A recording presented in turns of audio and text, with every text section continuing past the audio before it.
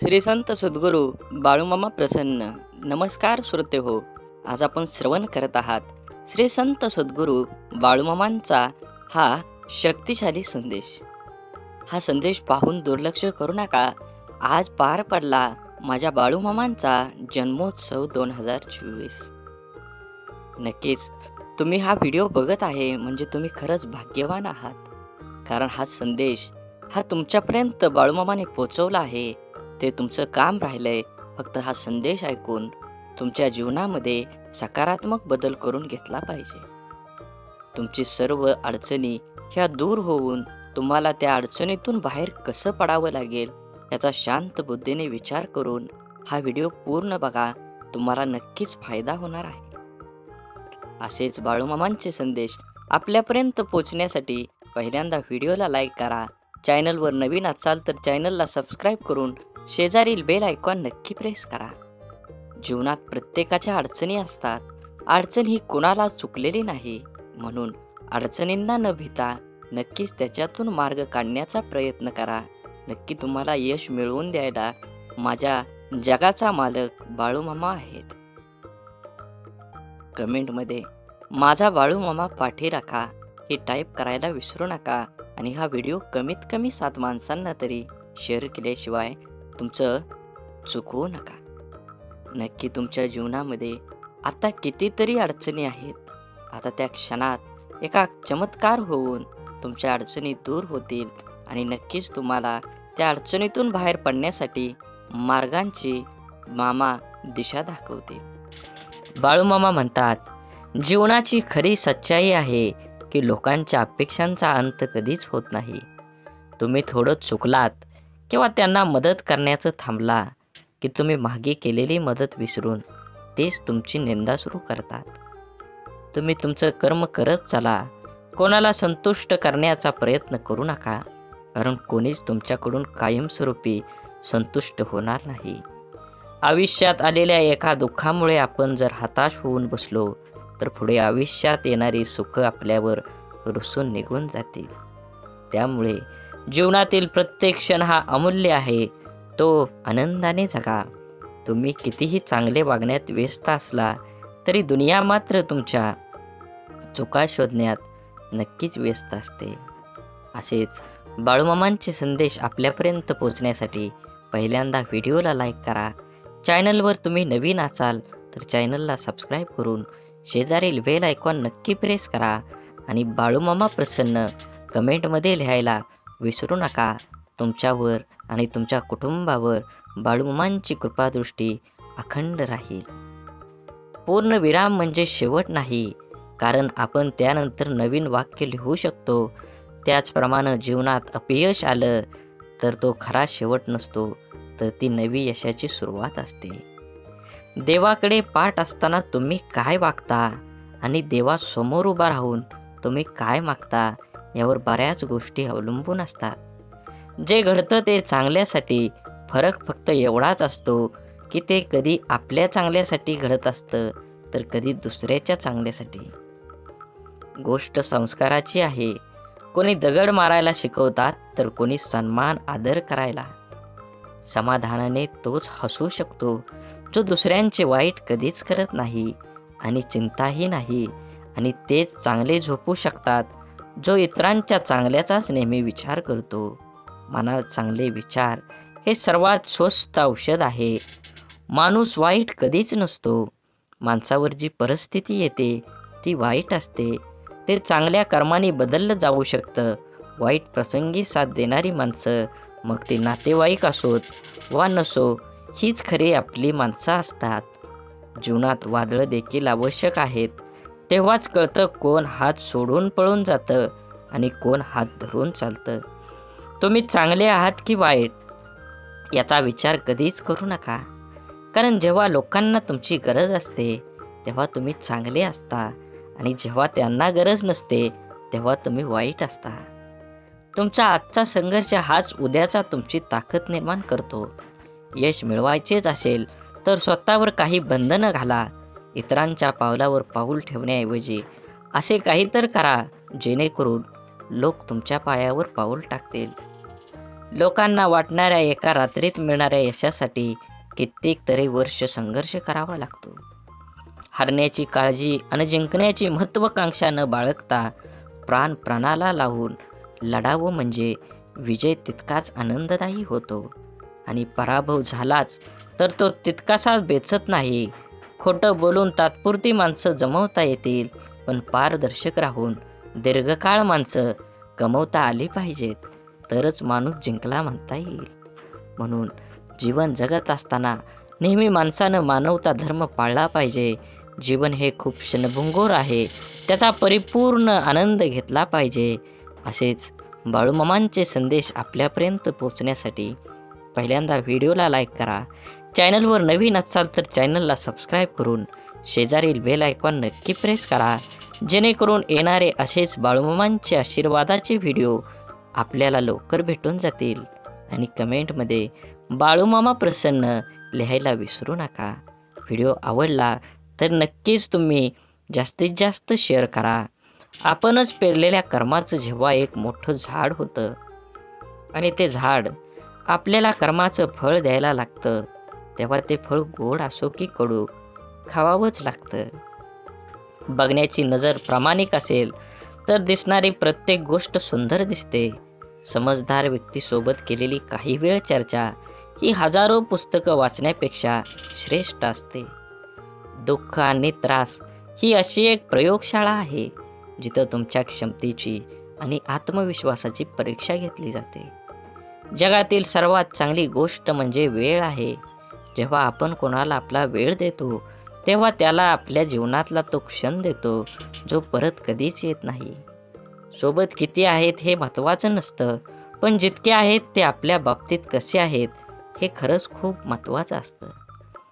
देव हा माणसाच्या मनात जेवढा असतो त्यापेक्षा जास्त माणसाच्या कर्मात असतो.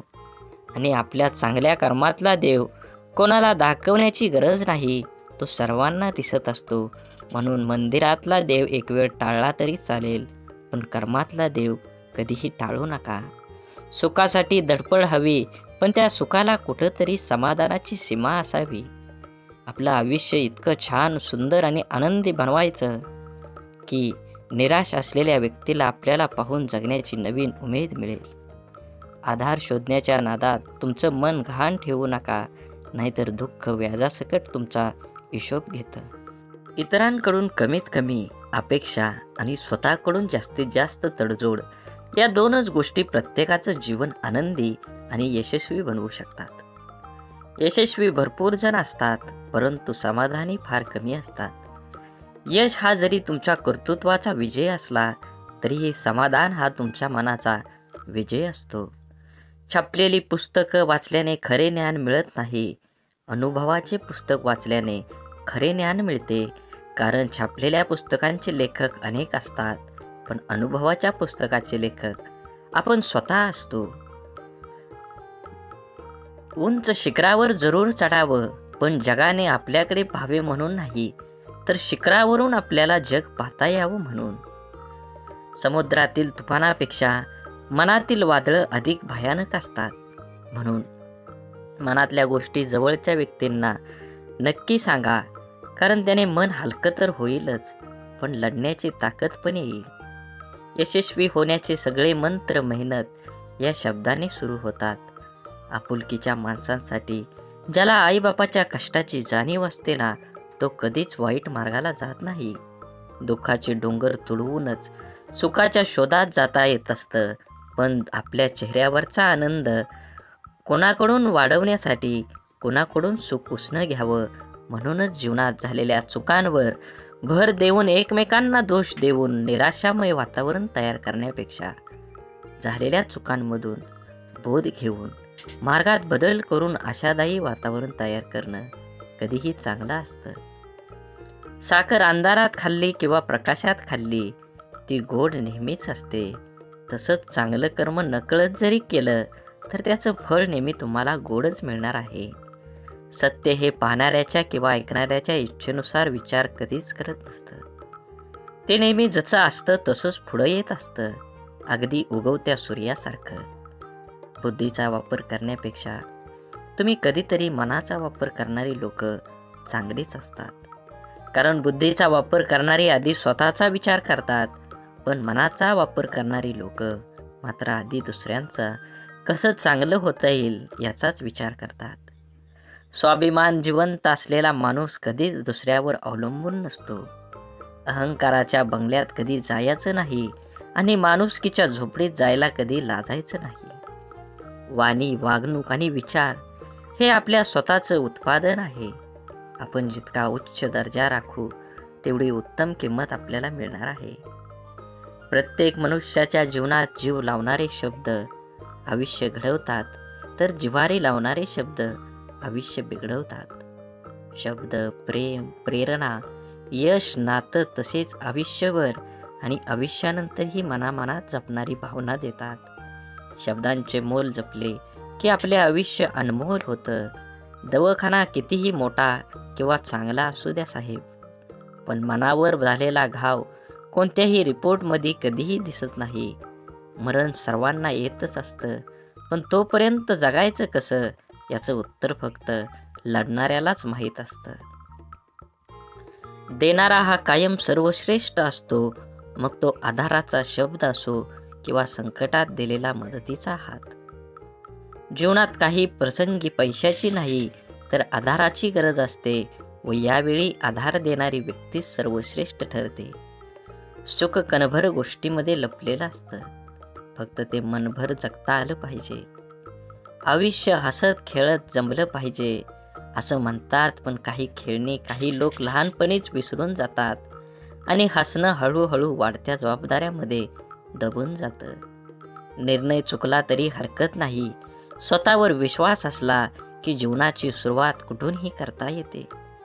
आपल्या हाताने जर कोणतं चांगलं काम झालं तर तो दिवस खूप चेहऱ्यावर आनंद देऊन जातो. आयुष्यात येणारी प्रत्येक व्यक्ती कळत न कळत काहीतरी शिकवून जाते. काही कसं वागायचं ते शिकवतात, तर काही कसं जगायचं ते शिकवतात. तसेच जीवनात कठीण परिस्थिती सुद्धा एका वॉशिंग मशीन सारखी आहे, जी माणसाला आपल्याला खूप टक्कर मारते, गोल फिरवते आणि पिळते सुद्धा. पण जेव्हा आपण त्यातून बाहेर येतो तेव्हा आपलं व्यक्तिमत्व पहिल्यापेक्षा अधिक स्वच्छ, चांगलं आणि चमकदार असतं. मनापासून लिहिलेल्या गोष्टी मनाला स्पर्श करून जातात. त्या नेहमीच काहीतरी वेगळं बोलून जातात. काही माणसं भेटून बदलत असतात आणि काही माणसांना भेटून आयुष्य बदलत असतं. म्हणून जीवनात बदल हा नक्कीच गरजेचा आहे. तुम्ही काय कमवणार आहे, तुम्ही काय कमवलं आहे, ह्यापेक्षा तुम्ही काय दान केलं आहे हे सर्वात महत्त्वाचं आहे. भिंतीवरील सुंदर फोटो भार खेळा सांभाळतो, परंतु लोक कौतुक खेळाचं करतील किंवा टांगलेल्या फोटोचंच करतात. जीवनाचं देखील असेच असतं. केलेल्या कामाचं श्रेय तुम्हाला मिळेलच असं नाही. दोन गोष्टी कधी संपू देऊ नका, मनाचं बालपण आणि अंतःकरणातील देवपण. हे संपलं की माणूस संपला. स्वभाव असा ठेवला की जीवनात भेटलेली प्रत्येक व्यक्ती आपल्याला आयुष्यभर विसरली नाही पाहिजे. मोबाईलचा वापर दूरदर्शन पाहण्यापेक्षा जास्त घातक आहे. मोबाईल तुम्ही इतका जवळ धरता, एकटक पाहता की त्यामुळे त्याचा दृष्टीवर परिणाम होतो. मानेचा शिरा, पाठ, कंबर या सर्व अवयवावर ताण येतो. या सर्वांचा जास्त घातक परिणाम चेतासंस्थेवर होतो. मेंदूवर विपरीत परिणाम होतो. चिडचिड वाढते, रागीटपणा वाढतो, जोरात ओरडावेसे वाटतं. मोबाईल अति वापरतात त्याची मानसिकता पूर्णपणे बिघडते व त्याचा परिणाम कुटुंबातील लोकांना पण भोगावे लागतात. मित्रांनो, मोबाईलशिवाय अनेक गोष्टी आहेत. वाचन, लेखन करा, मोकळ्या मैदानावर खेळायला जा. आभासी जगात मित्रांची यादी वाढवण्यापेक्षा प्रत्यक्ष मैत्री करा. स्वतःचं आरोग्य जपा. खरंच कोणाच्या आजाराची जेव्हा असते ना आपल्याला नेमकीच गरज, तेव्हा कोणीच आधार देत नाही. मग बाकी नेहमीच आहे ना मी पाठीशी म्हणणारे खूप असतात. कोणतीही समस्या स्वतःच सोडवावी लागते, म्हणून कुणावर अवलंबून राहण्यापेक्षा स्वावलंबी बनावं. विचारांचा प्रभाव मनावर पडतो, मनाचा प्रभाव शरीरावर पडतो, शरीर आणि मन या दोन्हींचाही प्रभाव जीवनावर पडत असतो. म्हणून नेहमी चांगले, सकारात्मक व प्रेरणादायी विचार मनात आणावेत आणि समाधानी राहावे. माझं काय चुकलं हे देवाला विचारण्यापेक्षा आपल्या मनाला विचारत चला, कारण आपल्या कर्माची, चुकांची आणि चांगल्या वाईट गोष्टींची जशी नोंद देवाकडे असते, तशीच एक प्रत आपल्या मनाकडेही असते. एकटेपणा काय असतो ते ताजमहालाकडे बघून ठरवावं. बघायला सगळेच येतात, पण राहायला कोणीच येत नाही. म्हणून आपुलकीच्या माणसांसाठी नक्कीच वेळ द्या. वेळ काढून तुमच्या जीवनाशी, त्या नात्याचं गोड नातं टिकवा. शांततापूर्ण आयुष्याचे 2च नियम आहेत. अपयशाचं दुःख हृदयात पोचू द्यायचं नाही आणि यशाचा अहंकार मेंदूपर्यंत जाऊ द्यायचा नाही. अनुभवाने एक शिकवण दिली आहे, कुणाच्या चुका होणेवा शोधत बसू नका. नियती बघून घेईल, हिशोब तुम्ही करू नका. काही जिंकणं बाकी आहे, काही हरणं बाकी आहे, अजूनही आयुष्याचं पूर्ण सार बाकी आहे. आपण चाललोय आपल्या ध्येयपूर्तीकडे. आपण पहिल्या पानावर आहोत, अजून संपूर्ण पुस्तक बाकी आहे. पूर्ण विश्वाला सूर्यप्रकाश देणारा सूर्य सुद्धा कधी कधी ढगाने झाकला जातो. त्याला सुद्धा ग्रहण लागतं. त्याला आपण वाईट काळ म्हणतो. तो प्रत्येकाच्या वाट्याला येतो. देव सुद्धा यामधून सुटले नाहीत. सांगण्याचा उद्देश लक्षात आला ना? आपल्याला पण अशा निराशाजनक काळातून जावं लागतं, तेव्हा नाराज व्हायचं नाही किंवा खचून जायचं नाही. हा पण काळ जाईल याची खात्री बाळगून सकारात्मकता जागी ठेवायची. बाकी आपण अनुभव, जिद्द, चिकाटी ठेवायची. थोडा उशीर झाला तरी यश आपलंच असणार आहे. आयुष्य हे आनंदानं जगायचं असेल तर आहे त्या परिस्थितीत समाधानात मानावं लागेल व पुन्हा यापेक्षाही अधिक चांगल्या प्रकारे करता येते. त्यासाठी सकारात्मक प्रयत्न करावे लागतात. रोज सकाळी परमेश्वर या पृथ्वीवर सुखदुःखांची नाणी फेकत असतो. ज्याच्या हाती सुखाची नाणी पडतात तो सुखाचा व्यापार करतो, पण दुःखाची नाणी हाती पडूनही जो सुखाचा व्यापार करतो त्याला जीवन जगणं असं म्हणतात. गेलेल्या क्षणांसाठी झुरत बसण्यापेक्षा येणाऱ्या क्षणांसाठी मनमोकळं हात पुढे करा. कदाचित आयुष्य मागच्यापेक्षाही काहीतरी चांगलं घडवू शकतो. घरात दिवे असूनही निरंजनातून मिळणारा सात्विक प्रकाश हा आपल्याला अधिक प्रसन्न करणारा ठरतो. सहवासातील माणसांचं देखील तसंच असतं. अनुभव घ्यायला लाखो पुस्तकं लागत नाहीत, पण लाखो पुस्तकं लिहायला मात्र अनुभव लागतोच. विचार करण्यासाठी बोलावं लागतं असं नाही, पण बोलण्यासाठी विचार करावा लागतो. काम करण्यासाठी नाव लागतंच असं नाही, पण नाव कमवण्यासाठी मात्र काम करावंच लागतं. जी माणसं अशांत आहेत, सुख तिथं राहत नाही. बुद्धी कितीही चांगली असली तरी नशिबाशिवाय कर्म चांगलं नसेल तर कधीही जिंकता येत नाही. बिरबल बुद्धिमान होता, पण तो राजा होऊ शकला नाही.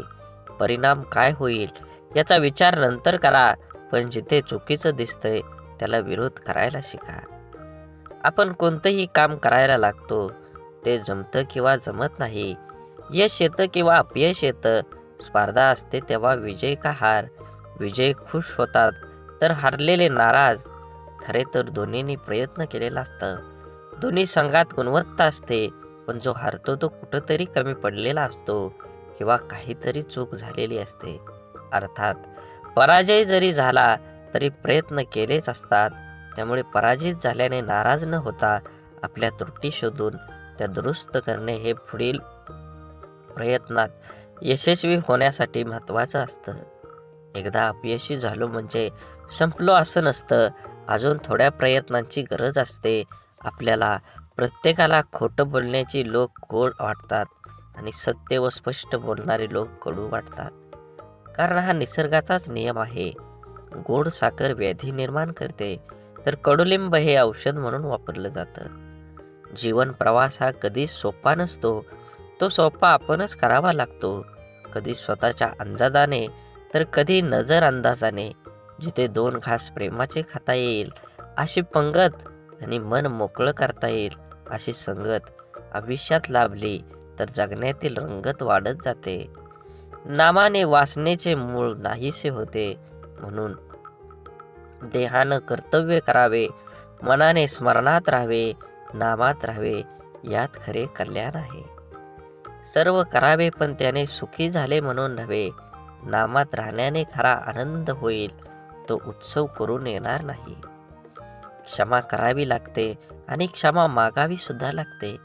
नातं टिकवायचं म्हटल्यावर कधी पुढाकार तर कधी माघारही घ्यावीच लागते. माणसानं आयुष्यात नक्की झुकावं, पण योग्य ठिकाणीच. नको तिथं झुकलं तर लोक लगेच पायदळी तुडवून मोकळं होतात. आपण केलेल्या कर्माचं जेव्हा एक मोठं झाड होतं आणि ते झाड आपल्याला कर्माचं फळ खायला लागतं, तेव्हा ते फळ गोड असो किंवा कडू, त्याचा आस्वाद घ्यावाच लागतो. बघण्याची नजर प्रामाणिक असेल तर दिसणारी प्रत्येक गोष्ट सुंदर दिसते. समजदार व्यक्तीसोबत केलेली काही वेळ चर्चा ही हजारो पुस्तकं वाचण्यापेक्षा श्रेष्ठ असते आणि ती निष्फळ ठरत नाही. अनुभव घ्यायला लाखो पुस्तकं लागतात, पण लाखो पुस्तकं लिहायला मात्र अनुभवच लागतो. काम करण्यासाठी नाव लागतं असं नाही, पण नाव कमवण्यासाठी तुम्हाला काम करावंच लागेल. कुणाला दुःख देऊन मिळवलेला आनंद सुख देऊ शकत नाही, पण कुणाला आनंद मिळावा म्हणून स्वीकारलेलं दुःख नेहमी सुखच देऊन जातं. जीवनात दुःखाचा विचार करत बसला की समोर उभं असलेलं सुख ही डोळ्यांना दिसत नाही. विचारांची गुणवत्ता चांगली असली तर मोठ्यात मोठी स्वप्न साकार होण्याची वेळ लागत नाही. जगातील कोणतीही वस्तू कितीही महागडी का असेना, परंतु देवाने तुम्हाला जी झोप, शांती आणि आनंद दिला आहे, त्यापेक्षा कोणतीच गोष्ट मौल्यवान नक्कीच नाही. माणसाचे यश हे कोणत्या आधारावर नसते, तर चांगल्या विचारावर असते. कारण आधार नेहमी सोबत नसतो, परंतु चांगले विचार नेहमी सोबत असतात. ऐकणं महत्त्वाचंच आहे, पण त्यापेक्षाही महत्त्वाचं आहे ते आचरणात आणणं.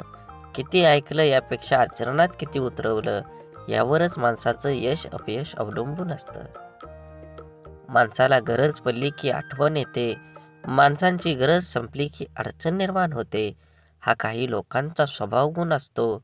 वेळ हा असा एक तराजू आहे जो वाईट काळात आपल्या माणसांचं वजन आपल्याला बिनचूकपणे दाखवतो. ज्या दोन माणसांना एकमेकांना समजून घेण्यासाठी जगातल्या दुःख दुसऱ्या कोणत्याच माणसाची गरज लागत नाही, तिथंच खरं प्रेम नांदत असतं. आपलं वाईट चिंतणाऱ्यापासून 4 पावलं लांबच राहिलेलं बरं. त्या व्यक्तीशी नातं नसलेलंच बरं. कारण जिथे द्वेष आहे तिथे कधी चांगली भावना असू शकत नाही. त्या नात्याला अर्थ असू शकत नाही. ते नातं निथळ भावनेने जोडलेलं असू शकत नाही. जो आपलं वाईट चित्तो तो व्यक्ती आपला असू शकत नाही. आयुष्यात काही गोष्टी अशा असतात की नशिबात जरी नसल्या तरी आठवणीत मात्र आयुष्यभर राहतात. अशा गोष्टींमुळेच आपल्याला आयुष्यात जगण्याची प्रेरणा आणि आनंद मिळतो. माणसाला गरजेपेक्षा जास्त मिळू लागलं की माणुसकी विसरून लागतो. ज्या माणसाच्या मनात स्वार्थ नसतो तीच माणसं चुकीला चूक आणि बरोबरीला बरोबर म्हणायची हिंमत ठेवतात. परिस्थिती जाणीव असली की पावलं मापातच पडतात. आयुष्य आणि पुस्तकाचं व्याकरण सारखंच आहे. शब्दांची निवड चुकली की वाक्य बिघडतं आणि माणसांची निवड चुकली की आयुष्य बिघडतं. जीवनात कमीत कमी एक मित्र काचेसारखा असावा आणि एक सावलीसारखा जरूर कमवा. कारण काच कधी खोटं दाखवत नाही आणि सावली कधी साथ सोडत नाही. काळजी घेणं आणि स्वार्थाशिवाय प्रार्थना करणं हे सर्व खऱ्या नात्यांची लक्षणं आहेत. या जीवनात कधी कुणाचा काळ असतो तर कधी कुणाची वेळ असते. आज वाऱ्याने उडणारा कोरडा पालापाचोळा तर कधी कालची नयनरम्य निसर्गाची पांघरलेली हिरवळ असते. जेथे निर्मिती आहे याचे निर्माल्य सुद्धा ठरलेलं असतं. म्हणून आयुष्यातील प्रत्येक क्षणांचा आनंद घ्यायला शिका. जीवन हे क्षणभंगूर आहे, त्याला आनंदी बनवा. सुख इमानदार असतं, थेट काळजात शिरतं आणि दीर्घकाळ तुमच्या सोबत राहतं. सुख वाफेसारखं असतं, घडीभर रेंगळतं आणि बघता बघता उडून जातं. तक्रारींचा पाडा वाचणारे आयुष्यात गणित कधीच बरोबर सोडवू शकत नाहीत. प्रत्येक गोष्ट समजून सांगायची नसते, काही गोष्टी समजून घ्यायच्याही असतात. समोरचा जेव्हा आपल्याशी बोलणं टाळायला चालू करतो तेव्हा समजून जायचं असतं ह्या नात्याला पूर्ण विराम द्यायची आता वेळ आली आहे. कारण जबरदस्तीचं बोलणं कधीच जिव्हाळा निर्माण करत नाही. काही वेदनांना शब्दांचा भारही पेलवत नाही. प्रत्येकाच्या स्वभावाची छटा समजणं अशक्य म्हणून कोण कसं वागलं हे लक्षात ठेवण्यापेक्षा त्यातून तुम्ही काय शिकलात आणि पुढे काय करावं लागेल हे डोक्यात ठेवणं जास्त महत्त्वाचं. गरजा आणि इच्छा यामध्ये खूप फरक असतो आणि त्याचा समतोल साधता संपूर्ण आयुष्य निघून जातं. कधी कोणावर जास्त अवलंबून राहू नका. चालता चालता लोक विश्वासघात करतात हो. शब्द देऊन आस निर्माण करण्यापेक्षा साथ देऊन विश्वास निर्माण करणं मला जास्त आवडतं. आयुष्यात अशा माणसांचं असणं खूप आवश्यक असतं ज्याला मनाची परिस्थिती सांगण्यासाठी शब्दांची गरज नसते. विश्वासघात करणाऱ्या माणसाला जाब विचारण्यापेक्षा त्या माणसाची बोलणं सोडणं हीच त्या व्यक्तीसाठी मोठी शिक्षा असते. माणसाला कधी कधी पाठीमागं लागलेली संकटच पुढं जाण्याचा मार्ग मोकळा करत असतात. माशीच्या काडीला डोकं असतं पण मेंदू नसतो, म्हणून थोड्या घर्षणानं ती पेटून उठते आणि स्वतःच जळते. परंतु आपल्याजवळ तर डोकं आहे आणि मेंदूसुद्धा आहे, मग आपण का लहान सहान गोष्टीने पेटून उठतो? शांत रहा, स्वस्थ रहा, संघर्ष करून पेटवणाऱ्यांपासून सावध रहा. आपण जगण्यासाठी आहोत, जळण्यासाठी नाही. जीवन खूप सुंदर आहे, ते आनंदाने जगा. वाट सर्वांना माहीत असते, पण ध्येय गाठण्याची जिद्द फार कमी जाणत असते. रागात बोललेला एक शब्द एवढा विषारी असतो की प्रेमात बोललेल्या हजारो गोष्टींना एका क्षणात संपवून टाकतो. वादळ निसर्गाचं असो किंवा मनाचं, ते धडकणारच. मनातील कडवटपणाला क्वारंटाईन करून पहा. बरीच नाती व्हेंटिलेटरवर जाण्यापासून वाचतील. शांततेच्या काळात जास्त घाम गाळला तर युद्धाच्या काळात कमी रक्त सांडावं लागतं. जी लोक दुसऱ्यांचं मन दुखवू नये म्हणून नेहमी काळजी घेतात त्यांचंच मन सतत दुखावलं जातं.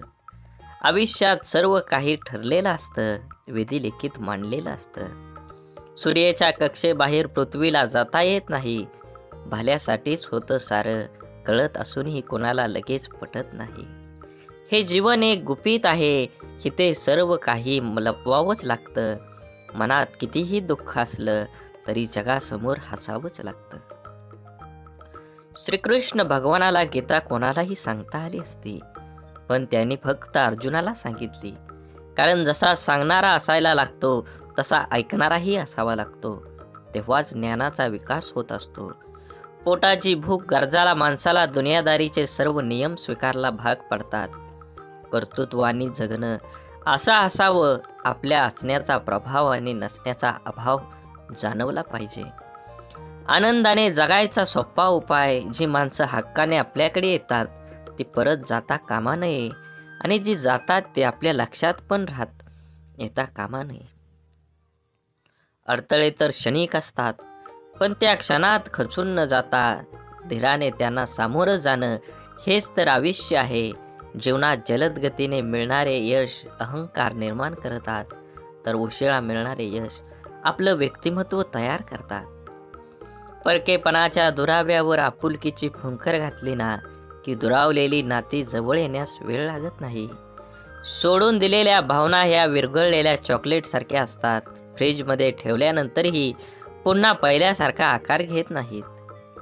काटा जरी काट्याला वागला तरी फुलानं आपलं फुलणं सोडायचं नसतं.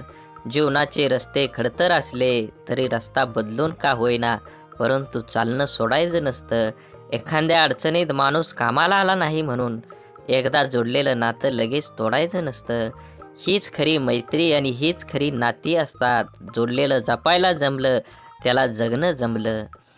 हरवलेल्या वस्तूत ही सापडू शकतात, पण एकच गोष्ट अशी आहे की एकदा हातातून निसटली की कोणत्याही उपायानं पुन्हा मिळू शकत नाही, आणि ती असते आपलं आयुष्य. म्हणून मनसोक्त जगा, आयुष्य क्षणभंगूर आहे. दुरावा कोणतंच नातं संपवत नाही आणि जवळीक कोणतीही नातं घट्ट करत नाही. नात्याची घेतलेली काळजी आणि केलेला सन्मान यामुळेच नातं अधिक मजबूत होतं आणि टिकतं देखील. त्यामुळं नात्याची काळजी घेत राहा. तुमचा आजचा दिवस निरोगी, आनंदी आणि यशस्वी जावो हीच ईश्वराच्या चरणी प्रार्थना. सकाळी प्रथम परमेश्वराचे आभार माना. सायंकाळी दिवस चांगल्या गेल्याबद्दल आभार माना. जेवताना त्याचे आभार माना. झोपताना त्याचे आभार माना. प्रत्येक गोष्टीसाठी कृतज्ञ राहा. प्रार्थना ही ईश्वराबरोबर संवाद साधण्यासाठी, संपर्क करण्यासाठी आहे. हे आयुष्य एकदाच मिळतं, त्यामुळे दुसऱ्यांच्या चुका शोधून तिसऱ्यांना सांगण्यात आपलं आयुष्य व्यर्थ घालवू नका. त्याऐवजी आपल्यातील गुणदोष ओळखून ते सुधारणा आपला वेळ खर्च करा. आपण स्वतःच्या मनाची स्वच्छता करून, साफ मनाने इतरांबद्दल विचार करून, जेणेकरून आपल्यामधील गुणांचा आपल्यातच अंतर्भावात करता येईल. सागराप्रमाणे दुःख असूनही मोत्यासारख्या सुखासाठी होणारी वाटचाल म्हणजे आयुष्य. विहिरीत पाणी सर्व पिकाला सारखेच असतं, तरी पण कारलं कडू, ऊस गोड तर चिंच आंबट होते. हा दोष पाण्याचा नाही तर बीजाचा आहे. तसाच भगवंत सुद्धा सर्वांसाठी सारखाच आहे. दोष मात्र तुमच्या कर्माचा असतो. विचार करण्यात वेळ घालवण्यापेक्षा प्रयत्न करण्यात दिवस घालवा. कारण विचाराने माणूस खचतो आणि प्रयत्नाने प्रगतीच्या मार्गावर पोचतो. आपण एखाद्या मागं पुढं करतो ते फक्त नातं टिकवण्यासाठी आणि समोरच्या त्याचा चांगलाच वापर करून घेतो स्वतःचा अहंकार वाढवण्यासाठी. एखाद्या व्यक्तीच्या हृदयात स्थान मिळवण्यासाठी फक्त विचार छान असून चालत नाही, तर ते विचार कृतीत उतरवण्यासाठी तत्पर राहावं लागतं. जगण्यातील वेदना कमी करायच्या असतील तर 3 गोष्टी शिकल्या पाहिजेत. 1. काहीही आपलं नाही. 2. काहीही आपलं नव्हतं. आणि 3 म्हणजे काहीही आपलं राहणार नाही. अश्रूंशी संघर्ष केल्यानंतर चेहऱ्यावर उमटलेल्या हास्य इतकं सुंदर काहीच नाही. आवड ही माणसाची कधीच बदलत नसते. मग ते तरुणपण असो नाहीतर म्हातारपण असो, बदलण्याला भाग पाडतो तीच आपली परिस्थिती होय. बोला बोला बाळूमामांच्या नावानं चांग भलं. झाडे लावा, झाडे जगवा, माती वाचवा, पाणी वाचवा, सेव्ह अर्थ. आणि मनात मामांबद्दल आणि देवाबद्दल भाव असेल तर नक्कीच चॅनलला सबस्क्राईब करून व्हिडिओला लाईक करा आणि व्हिडिओ जास्तीत जास्त शेअर करून कमेंटमध्ये बाळूमामा प्रसन्न लिहायला विसरू नका. धन्यवाद.